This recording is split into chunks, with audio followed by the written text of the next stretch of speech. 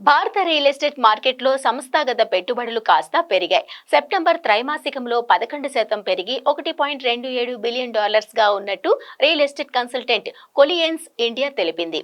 Office వస్తువుల్లోకి మెరుగైన పెట్టుబడుల రాక ఇందుకు దోహదం చేసింది. గతేడాది ఇదే త్రైమాసికంలో $1.15 బిలియన్ గా ఉన్నట్టు పేర్కొంది. $780 మిలియన్ ఆఫీస్ వస్తువుల్లోకి రాగా $320 మిలియన్ నివాస గృహ ప్రాజెక్టులోకి వచ్చాయి. భారత ఆర్థిక వ్యవస్థ మూలాలు, రియల్ ఎస్టేట్ రంగంలో అవకాశాలపై ఇన్వెస్టర్లలో పెరిగిన విశ్వాసానికి ఇది నిదర్శనమని కొలియర్స్ ఇండియా సీఈఓ బాదల్ ఎజ్నిక్ తెలిపారు. $1.27 బిలియన్ పెట్టుబడుల్లో 60% దేశీ ఇన్వెస్టర్ల రూపంలో రాగా మిగిలిన మొత్తం విదేశీ ఇన్వెస్టర్లు సమకూర్చారు.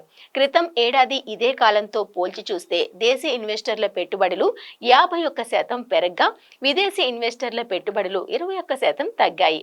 విదేశీ ఇన్వెస్టర్లలో అప్రమత్తత ధోరణి నెలకొన్నప్పటికీ రానున్న రోజుల్లోనూ ఈ రంగంలోకి సంస్థాగత పెట్టుబడుల రాక బలంగా కొనసాగుతుందని ఎజ్నిక్ అంచనా వేశారు.